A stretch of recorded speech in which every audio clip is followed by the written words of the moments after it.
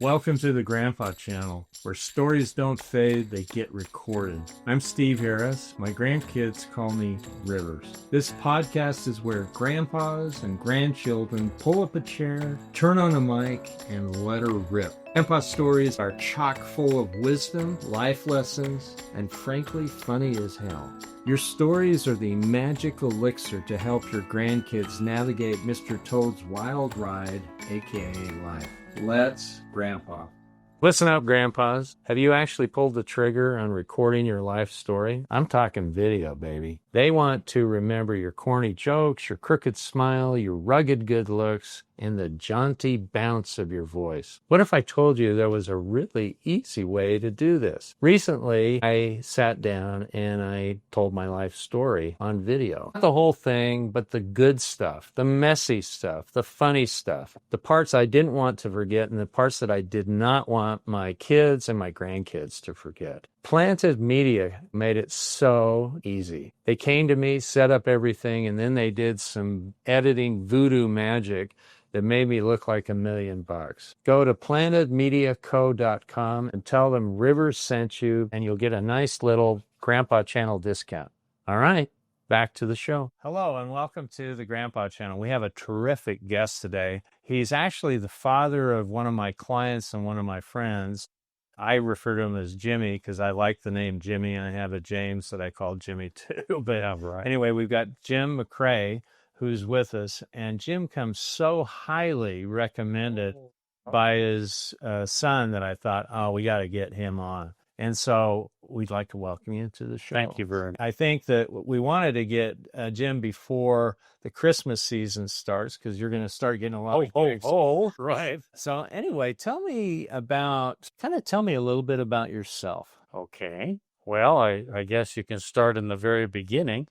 I was born in 52, October 10th, and I was born here in Utah at one of the local hospitals. Since then, I grew up in the avenues. I lived on 2nd Avenue. Grew up as a normal child, other than just the fact that I was who I was. One of the things that I had, my mom and dad were both unique. My mother had come from, multiple divorce relationships. It had a real challenging childhood and adulthood. But she had figured things out to the best of her ability. And my dad, who was also, like I mentioned before to you, was a convert to the Latter-day Saint Church. They got together. They were married in Las Vegas and eventually came here to Salt Lake and had me with my sister. My sister was 10 years old. Two of you? There's only two of us. I was kind of a little bit different from my mother. I was kind of a boy. And she was used to being around women, except for my dad. And I was quite challenging for her. Okay? I think that's the best way to describe it. In fact, when people asked me what my name was, I said, I'm Jimmy No. Jimmy No. Yeah. And I had that happen later on in my life. People said, oh, I know you. You're Jimmy No. Yeah. And so you could kind of give an idea with that. Would you push the envelope a little bit? I think I did. Yeah. I think that one thing is I had a desire to be independent.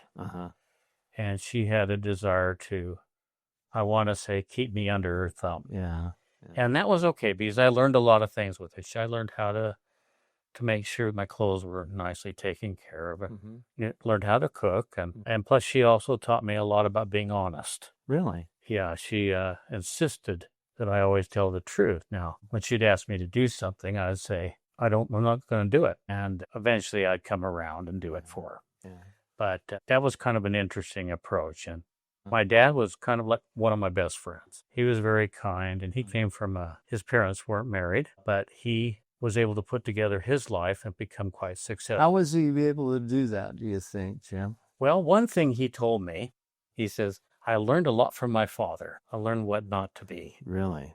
And that was kind of impressed on my mind, saying, why didn't he follow the path of his dad and some of the situations? And it's because he decided that he wasn't going to be like that. So, did you ever meet your grandparents? That's kind of an interesting story all by itself. Anyway, when I was 13 or 14, one day after church, my mom and dad came in to me and said, Jim, we're going to go see your grandfather. And I went, what? Okay, anyway. I went and met my grandfather, my mom's father. They had been estranged. Really? And I was not familiar with, I had a grandfather because my other grandfather, my dad's father, had passed away. And so I got to meet my grandfather, which was quite an interesting experience. And they kind of mended the fence there between the parents. So, that kind of taught me some things too. You have to be careful, when you get offended. Do you hold a grudge? And if you so, are you really hurting someone else or are you hurting yourself? So anyway, so as I grew up, of course, I had these examples of my dad being a war hero.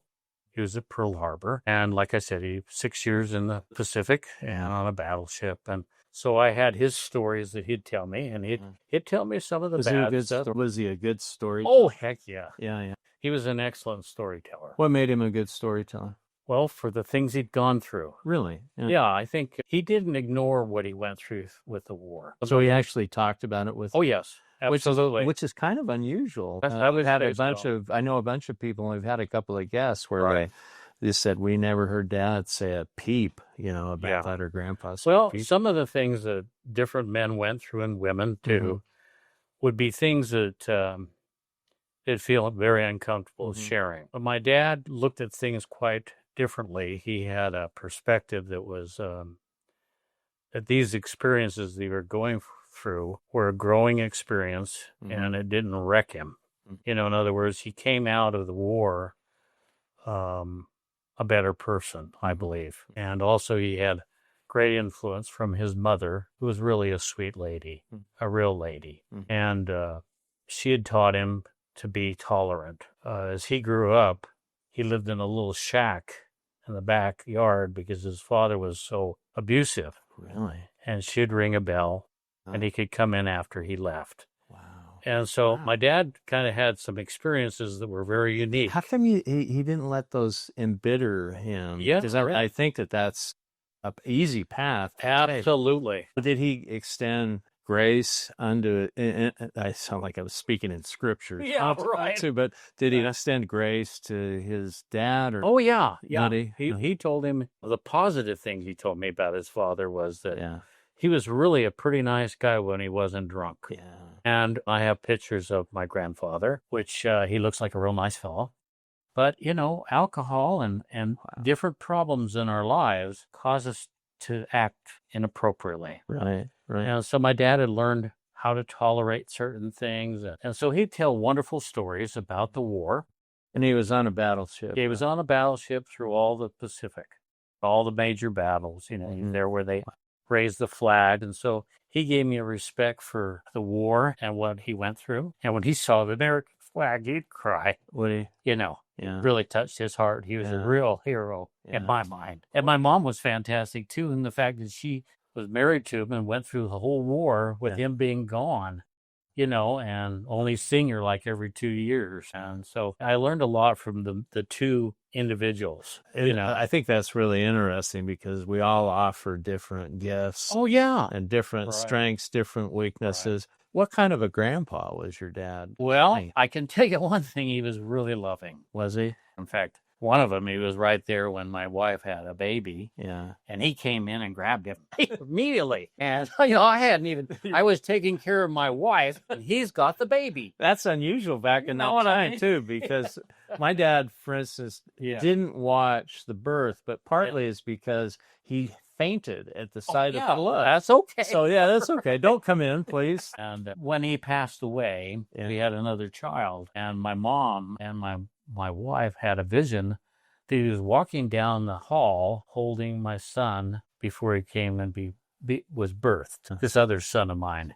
And so, I think he was just a real good grandfather. Do you feel his presence at all? Absolutely. In what ways do you feel your dad's? One of the things that was really important to him was his family, because he and my mother decided that they'd come from really strange homes with multiple divorces, not being married. Yeah. And they said, we're going to put together a family. We're going to get our stuff. And that's why my dad loved the LDS churches, because they believed in the eternal family. Right. and the fact that you'd be married for time and all eternity. And he said, I don't want this other crap that I saw my parents go through. Yeah. And neither did my. But some people would say that's what it was. That's what it is with me. But I love the idea of having your dad just say, no way. Yeah. I don't want this. Yeah. And, you know, and I thought, there's a good chance that my dad might not stay with my mother because she was pretty tough. Was she? You know, he'd sit there in the car sometime with me and he'd say, oh, Jim, if it wasn't for the fact that I loved her so much, I don't know if I could live with her any longer. He was dedicated to the family and they made their lives work, you know? Yeah. And so which is a wonderful example. Oh, yeah. That's really great. Yeah. That's really great. Now I'm going to tell you something that might make me cry. Okay. Okay. Right. I want everybody to know that. When my father passed away, several things transpired. One is when he was, what should I say, his body remains were dumped through Larkin's mortuary. Anyway, so why my mother was there, we were standing in kind of the line. That's something that the Mormons do, you know. I don't get it. And kind of worshiping the dead. Yeah. But I don't know how else to put it. But anyway, we were in the line and Dad knew one of the apostles and they'd called him to do some more work. Because my dad drew up the small temples, you know, the smaller temples that we have all over the place, and presented it to President Hinckley at the time. And David B. Haight was part of that. And Elder Haight and I guess President Hinckley had invited him to come back. He had retired and to continue with that, the growth of the new smaller temples. Anyway, Elder Haight was in the line and he said to my mother, now I'm standing beside her and my mom's in complete, you know, disarray. I mean, it was lucky she could be standing there, but she'd gone through the war, so she could do this too, you know. Anyway, he said, well, Sister McCrea, we had no idea that your husband, Jim, this calling we gave him was for the next life. And we're sorry, but we need him. We need him there too. And so the impression that, of course, I got is not only was his calling set forth, but it was more important that he be on the other side to assist on it.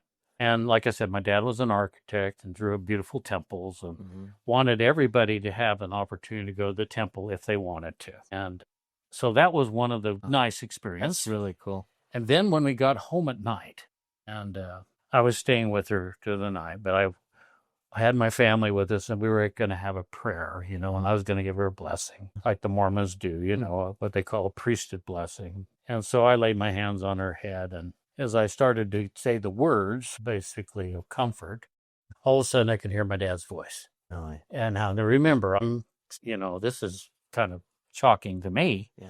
But anyway, he talked through me and I could hear him. All it was is basically comforting, sweet comments. And then it disappeared and it came back to my voice. I mean, it was really amazing. So really, I didn't say a word, you know, yeah. because I didn't know if I was really hearing it or not. Anyway, when we got home, my kids said, we could hear Grandpa's voice, you know, in your voice. Really? And of course, then I could say, yes, it really did happen. Yeah. You know, in other words, I had the mouth of 2 or 3 witnesses shall every word be established. That's really cool. And so I would say that's one of the several things that my dad has left with me and my family. He was just a good guy, good guy. Did you guys do stuff together? Oh, we hunted. You fished. Fished, You know, yeah. We did all the things back in those days. We butchered the meat right in our kitchen tables. Was your mom happy about that? Well, she cooked it. Well, okay. And sometimes, you know, my grandmother hated it. She'd come and live with us at times, and so we'd have venison or things like that. But yeah, my dad and I went out hunting, and so we spent quite a bit of time, especially on the weekends. Now, that might have been because my dad thought, this is a good time for me to get away.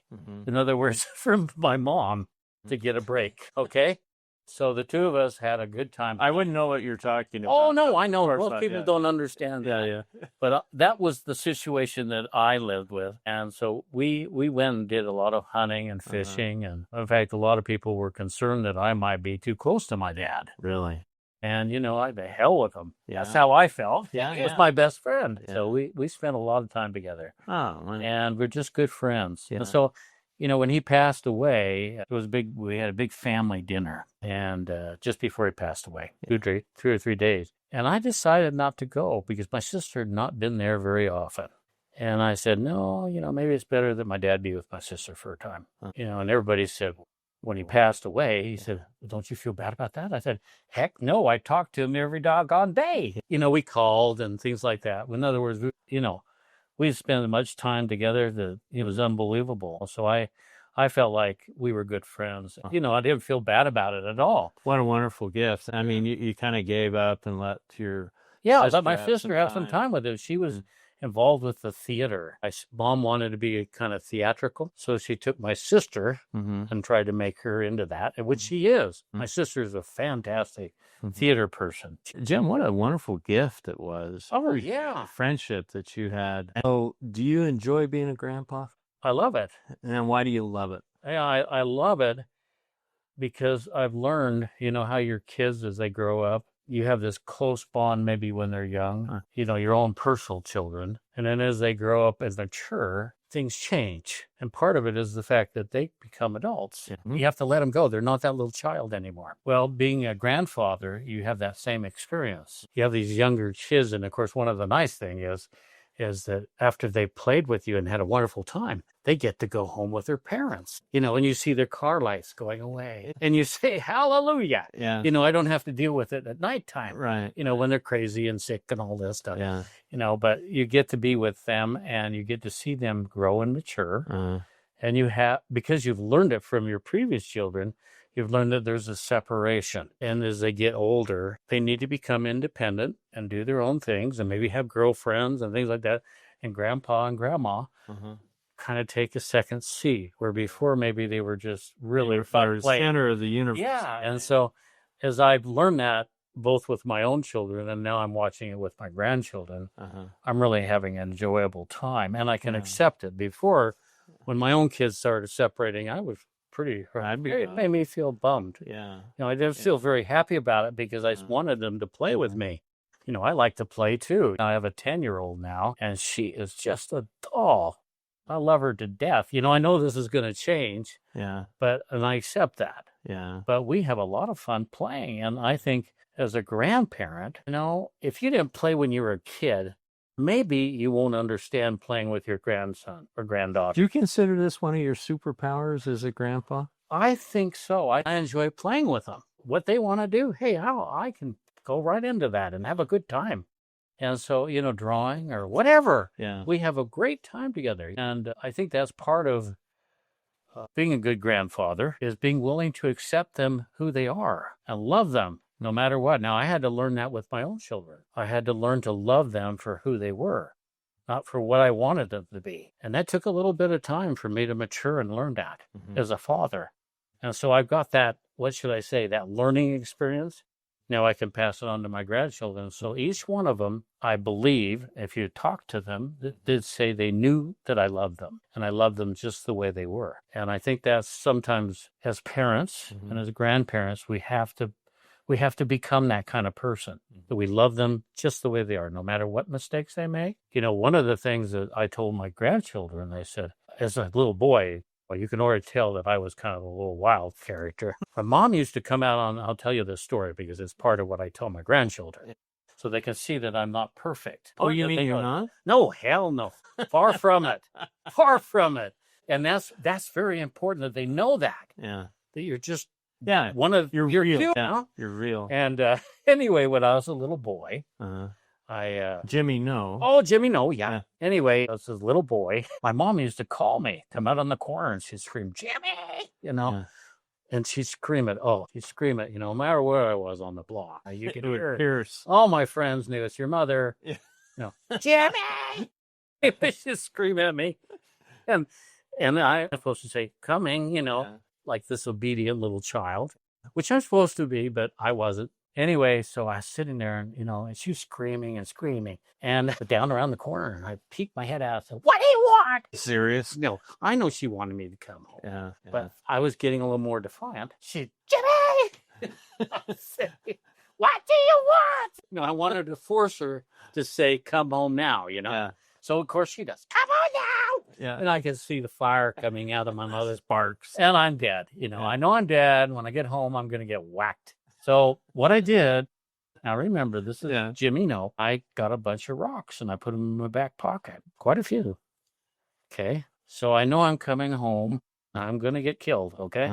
I know this Yeah. for a fact. Yeah. Because she's not going to wait for my dad. No. She's going to, take care of it herself. Yeah. That's how strong a woman she was. She had muscles. Let me tell you, she was 5'2". Phil. Unbelievable. Yeah. She could tackle anybody and beat them up. Yeah. Anyway, so I come in there and she drags me through the dining room and into the parlor and throws me over her knees. I know it is coming, but I'm also kind of smiling. Okay, tiny bit, quite a bit. Anyway, she goes ahead and whack, Yeah. and she hits the rocks. I knew she's going to hit the rock. Of course, it hurts me too. Yeah. But this is one of these things that's. It was far surpassed. Oh, yeah. And of course, she takes those rocks and throws them all over the room like matter in hell. Of course, she keeps beating me. I'm crying, of course, because, this hurts, but I'm feeling, vindicated. I got her. Anyway, so, of course, I have to go up to the bedroom and get in my bed and cry and, covers and so forth. Anyway, but I tell that to the grandkids so that they know that the grandfather wasn't perfect. And also the fact that I want them to know that it's okay to not be perfect. And, did I love my mother? Yes. Did I like her? At times. At times I did, Yeah. definitely. Yeah. But there was times that I didn't really like her a lot. My dad had a great line. I'm sure he didn't make it up, but he would say, I love you, but right now I don't like you. Which I think it's not a bad little expression because it's honest. Yes, right. And your mom was pretty ticked off. And of course I got more words when my dad got home. He didn't beat me, thank God. He was, like I said, he'd learned to be very patient about things. And he was also patient about my mom because of the fact that the things that she went through caused her great harm and hurt her. It sounds like you had a pretty happy childhood, though, Jim. Would you? Damn right. I did have a great. I mean, we had food on the table. Yeah. My clothes were always clean. Yeah. The house was well taken care of. And plus I had a mom and dad that I knew loved each other, even though at times I was really scared that they might not make it because they would have real disagreements. Oh, yeah. Yeah. But my dad had taught me to be patient because I think like I said, he would get in the car sometimes with me alone and said, was it for me, she probably would be dead. That's how he felt at moments. But they really loved one another. Yeah. So it was good. It was a good home. And like I said, it gave you a really cool perspective, I think. Oh, yeah. I think watching that. With the issues that I went through as an adult myself with my wife and my children, one is helped me learn to be patient, long-suffering, forgiving, all these different things that are real critical to make you be a moral and in my mind, an outstanding citizen. And now, does that mean I've always done it right? Hell no. But I try to, and I've learned through those experiences. And so I try to pass that on to the grandchildren, tell them the stories that my dad used to tell me, some of them in the military, so they knew who he was. Right. And then I tell them about the fact that I had to wait till I was 13 years old to meet my one grandfather. Wow. Now, that's quite a story in itself. It's a very interesting story. So the grandchildren know a lot about my life and the things that have made who I am. And I'm grateful for those things. Yeah, some of them have been horribly hard. Some of them I can't even tell you how bad it's been. But I've made it through it. And I feel like I'm a better person because of it. And I think I've been able to pass that on to my future generations. Sometimes the parents come to me and they say, well, the kid did this and that and the other. I said, oh, yeah. I said, but you were much worse. I remind them the fact that they also had idiosyncrasy. You sometimes forget. Yeah. Conveniently, sometimes. Oh, yeah. Well, you want to forget the bad stuff, but you don't want to forget the lessons you learn from it. You know what I'm saying to you? Because those lessons are critical to go through life because you're going to have them, I've had all kinds of, I don't like to confess it, but I went through bankruptcy 20 years ago. I've had a heart attack, survived that. I had some kidney stones taken out. 120 kidney stones taken out surgically. Really fun stuff. And my wife and I have been through hell and back with our kids. Going through different sufferings and challenges. Some of the biggest problems is we blame each other, You say, what the hell did we do wrong? What did you do wrong? What? And we've learned that they're just people. Yeah. They're little people, but they grow into larger people. And they make mistakes. And so did you. So be forgiving, be understanding, be loving. My dad always would tell me, Jim, I love you. And he really meant it, Now, my mom did too. As she got older in her life, she felt, after my dad died, it took her a few years, but she mellowed out quite a bit. And she would tell me, I'm sorry I did what I did when you were growing up. Really? I said, hey, sometimes that. You know what I'm saying to you? And she was really apologetic. I said, Mom, you did the best you could, which I really believe that. Yes. Did she do things wrong? I mean, how many kids get up and say, my name's Jimmy? No. Not many don't think. I'm the only one that I know of. Yeah. But the truth no is, pun intended, right? No, absolute. But, the truth is she did apologize. I'd tell her, you did your best.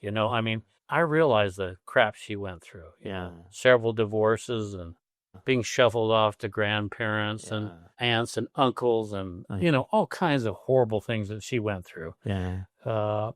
And it made it difficult for her to like guys. Yeah. She liked my dad, thank God. Good. You know what I mean? What a man. Yeah, he was, in fact, he couldn't have been a better man for her. Yeah. Because he knew who she was and loved her, even though she was as challenging as she was. That's great. And so those are things that I've learned. I wish we could kind of conjure up your dad. And here's my question for you. If I could somehow get him teleported, I'll pull some strings. Sure, do it. Okay, so I pull him down here, and he's sitting in this chair. I'm out of this. You don't have to look at my sorry face. And your dad's here. I've got two questions for you. What would you say if you had, just a few seconds? What would you say to your dad? And then the second question is, what do you think your dad might say to you? But go ahead with I think that I'd say I sure as hell missed you. Yeah. I love you. And I think he'd say the same things. Do you really? Yeah. I know he would. Another we would hug and embrace. Makes me want to wish that I'd met him. Grab him and hug him and tell him I love him. Wow. One of the great challenges for grandpas is we live in crazy, crazy times. And there is not a whole lot of peace. Do you see your role as maybe a fountain? This is a leading question. Yeah, right. A fountain of peace for your grandkids. What would you say to a granddaughter, for instance? Yeah, right. Jimmy's daughter. Yeah, I come to you and say, Grandpa, I'm scared. I don't like what I see. There's this shooting. There's this. There's that. I mean, what would you say? Well, I think one is I tell her I loved her just the way she was, even with all your worries and concerns. Really? You know what I'm saying? Yeah. In other words, accepting. Yeah. The fact that reject. Oh no, let her feel those feelings, because part of processing life is going through your feelings. If you have feelings that make you feel just what you said, you have to accept them and then learn to deal with them. And so one, I'd say, you're always welcome to come to my home and feel safe. We'll make you safe as possible. And what can I do to help? Is there something I can do to help? But most of the time, it's just listening to their worries and letting them know that someone loves them. It's okay to be worried. And I could say I had worries like that when I was younger. I worried about my dad and my mom and all this stuff. But guess what? Things worked out, and I'm not saying it will for you, but pretty sure I'm hoping it will. And I'm giving her a feeling of maybe things will be okay as time progresses, and to be patient with what's going on. I mean, the Latter-day Saint Church here recently, and remember, this is my perspective. They've been talking a lot about the Savior coming back, okay? It's been kind of a big thing. And, whether he comes back today, tomorrow, or 150 years from now, I don't care. What I care about is right now. So let's live in the present and worry about what next we need to go and have some dinner. Yeah. Let's do something that doesn't emphasize the problem. Let's bring peace. Let's go have a barbecue. Let's go swimming together. Let's go play basketball. Whatever you guys like to do. Let's find something that brings you back to the present and where the peace is, because there is peace. You can feel, if you are prepared, you shall not fear. I've heard this statement. Well, being prepared is understanding life. If you're fearful of it, it's better to start understanding it and learn to deal with it, because that'll give you peace, because then you're prepared, because you've mentally and emotionally thought about it. And sometimes President Hinckley had a son that I spent a long time with. It was Richard Hinckley. And he said, sometimes you're building up a wall. He said this down at a thing at BYU. He says, sometimes there's a rock, you're trying to build this rock wall. And then you have this rock that doesn't fit. Set it aside for a while.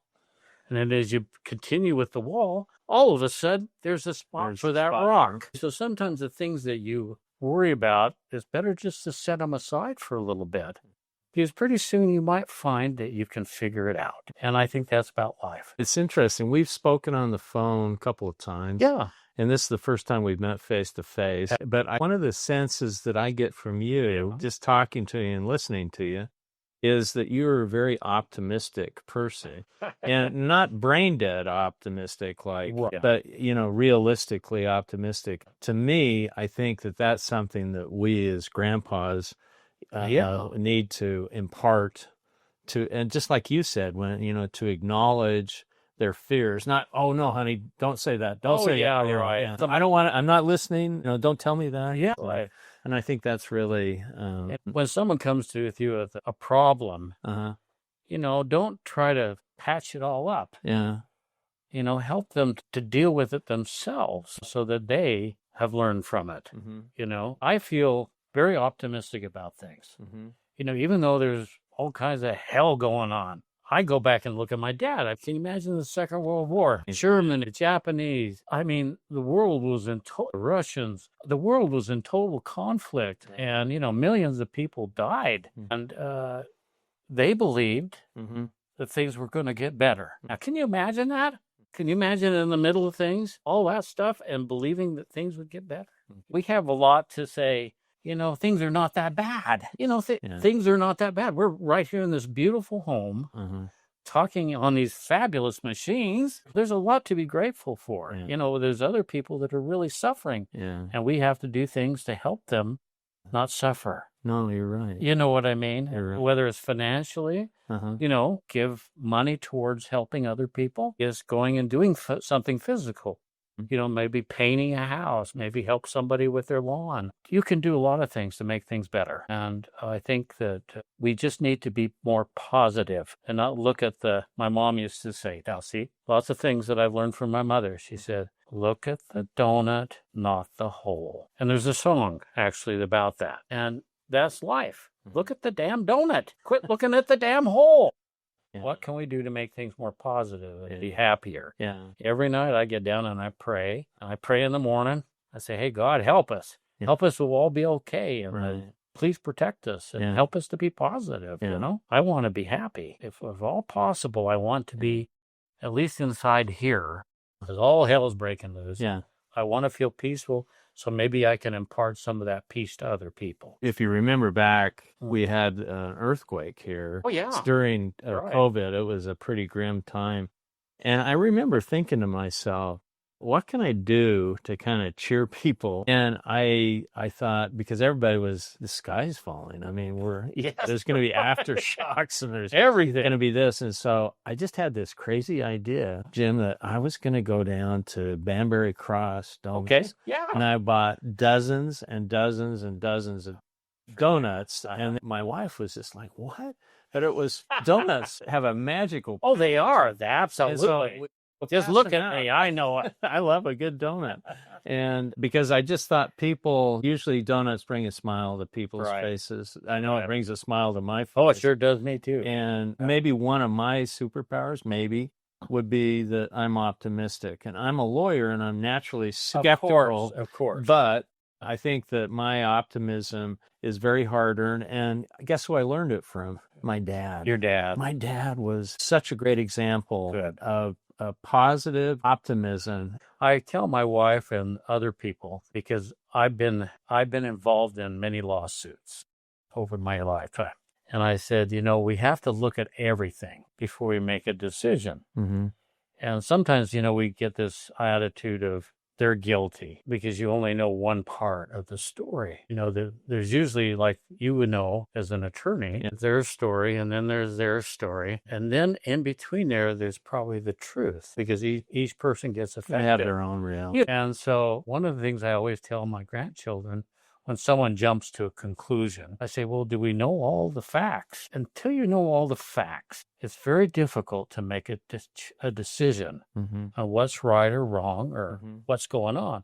And so I think one of the things about making being very aware of all the different things is it helps you look at things in a better light. Because I know I normally, when I look at a problem that's created in my family, I usually reflect on myself. What have I done? What have I done to cause this mess? Well, it's like in the scriptures, is it I, Lord? Yeah, right. I mean, there needs to be a level of humility where we have to say, am I contributing to this? Right. Am I contributing, or am I in a positive way or a negative way? Exactly. To my grandkids, their peace of mind. Sometimes we'd say, well, if you know too much, then you're going to be real negative. Oh, no. Once you know and have a real good idea what's going on, then you feel empowered. Oh, I agree with you. You know what I mean? Totally you agree feel with comfortable with it. And when you're working with your children and your grandchildren, same is true. What did you do to make mom so mad?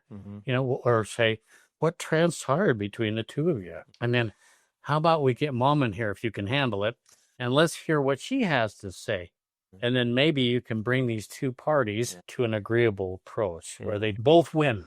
So, but that, teaching these skills is so invaluable for grandkids. Yeah. You present yourself as being human to your grandkids so that they know that, oh, grandpa wasn't all that in a bag of chips. My final question, if your old man time here, with your white beard and your wisdom, what advice would you have to young grandpas or grandpas to be? What would you say to them? Well, several thoughts come to mind, okay?